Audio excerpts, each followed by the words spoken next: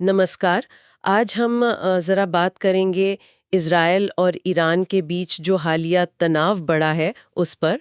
हमारे पास कुछ दस्तावेज़ हैं, कुछ रिपोर्ट्स हैं, तो आइए इन्हीं के आधार पर समझने की कोशिश करते हैं कि असल में ज़मीन पर क्या हो रहा है। तो सुनने में ये आ रहा है कि इसकी शुरुआत हुई 13 जून को, इज़राइली हवाई हमले हुए, इसे नाम दिया गया ऑपरेशन राइजिंग लायन। और ये कोई मतलब छोटा-मोटा ऑपरेशन नहीं था। रिपोर्ट्स बता रही हैं कि 200 से ज़्यादा विमान शामिल थे। ईरान के कोई 100 ठिकानों को निशाना बनाया गया। हाँ, बिल्कुल। और इसमें जो ध्यान देने वाली बात है वो ये कि निशाना सिर्फ फौजी अड्डे नहीं थे। परमाणु कार्यक्रम से जुड़ी जो जगह हैं, जैसे नतान्ज, फोर्दो, तेहरान, इस्फहान, ये सब इसमें शामिल थीं। अच्छा। जी। इजरायली डिफेंस फोर्स मतलब आईडीएफ, उनका तो दावा है कि उन्होंने कई मिसाइल लॉन्चर नष्ट किए, सेंट्रीफ्यूज सुविधाएं भी। ये सेंट्रीफ्यूज अब जानते ही हैं, परमाणु ईंधन बनाने में काम आते हैं। हाँ, हाँ। और यहाँ तक कि आईएईए, जो संयुक्त राष्ट्र की परमाणु एजेंसी है, उसने भी इस बात की पुष्टि की है कि तेहरान के पास सेंट्रीफ्यूज बनाने वाली 2 साइट्स पर असर पड़ा है। तो ये तो मतलब साफ लगता है कि ये सिर्फ कोई जवाबी हमला नहीं था। ये ईरान की जो परमाणु शक्ति है या हमला करने की ताकत है, उसे कमज़ोर करने की एक सोची समझी कोशिश लगती है। बिल्कुल, बिल्कुल। ये एक तरह का प्रीएम्प्टिव स्ट्राइक लगता है। और एक और दिलचस्प बात जो इन रिपोर्ट से निकल कर आ रही है, वो है इसकी तैयारी। ऐसा कहा जा रहा है कि इजराइल की खुफिया एजेंसी मोसाद, उसने हमलों से पहले ही ईरान के अंदर कुछ ड्रोन सेल्स एक्टिवेट कर दिए थे। ओह! अच्छा। हाँ, और इन सेल्स का काम था कि वो ईरान के मिसाइल लॉन्चरों को या उनके एयर डिफेंस सिस्टम को जाम कर दें या निशाना बना लें, ताकि इजरायली विमानों को आसानी हो। तो ये दिखाता है कि मतलब जमीनी इंटेलिजेंस कितनी अहम थी इस पूरे ऑपरेशन में। ज़ाहिर है ईरान ने भी जवाब दिया होगा। हाँ, दिया। कई दिनों तक मिसाइलें और ड्रोन हमले किए ईरान ने भी, लेकिन इजरायली डिफेंस सिस्टम काफी मजबूत साबित हुआ। हुँ। आईडीएफ का दावा है कि उन्होंने लगभग 80 से 90% ईरानी मिसाइलों को हवा में ही रोक लिया। फिर भी कुछ तो गिरी होंगी? हाँ, दुर्भाग्य से कुछ मिसाइलें रिहायशी इलाकों तक पहुंची और खबरों के मुताबिक कम से कम 24 इजरायली नागरिकों की मौत हुई है। हुँ। तो ईरान का जवाब देखा जाए तो सैन्य तौर पर उतना असरदार नहीं रहा। शायद इसीलिए भी, जैसा मैंने कहा, कि इजराइल के पहले हमलों ने ही उनकी कमर तोड़ दी थी। उनके पास शायद उतने ऑपरेशनल हथियार बचे ही नहीं थे। हुँ।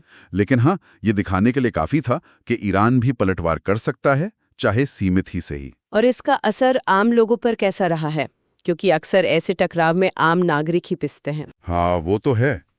रिपोर्ट्स बता रही हैं कि तेहरान से ही करीब 1 लाख से ज्यादा लोग शहर छोड़कर उत्तरी प्रांतों की तरफ चले गए हैं। डर का माहौल है। और इजरायली हमलों ने ईरान के आर्थिक और ऊर्जा ठिकानों को भी निशाना बनाया है।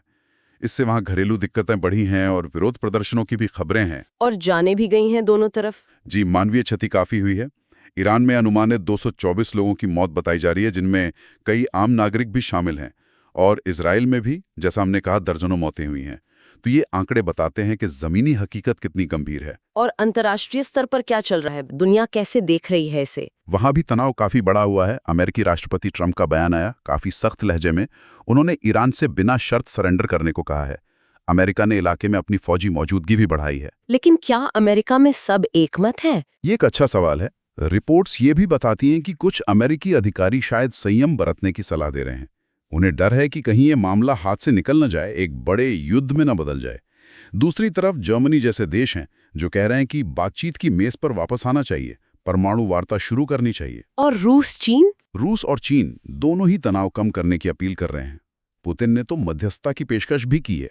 इस सब के बीच तेल बाजार में अनिश्चितता बढ़ गई है और कई देश जैसे चीन, ग्रीस, वो अपने नागरिकों को इजराइल और ईरान से निकाल रहे हैं।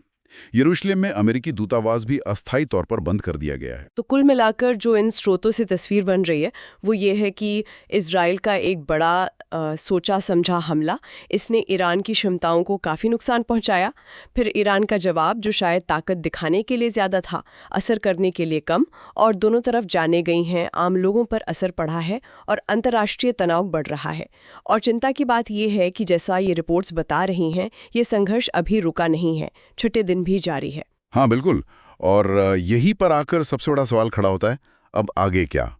जिस तरह की ये गतिशीलता है और जैसी अंतर्राष्ट्रीय प्रतिक्रियाएं आ रही हैं, क्या ये टकराव और बढ़ेगा या फिर डिप्लोमेसी, कूटनीति के लिए कोई रास्ता निकलेगा? ये सोचना भी जरूरी है कि इन सब घटनाओं का मिडिल ईस्ट की स्थिरता पर लंबे समय में क्या असर पड़ने वाला है। बिल्कुल, ये बहुत अहम सवाल हैं जिन पर नज़र रखनी होगी। दुनिया भर में क्या हो रहा है ये जानने के लिए हमारे साथ जुड़े रहें, सब्सक्राइब करना ना भूलें।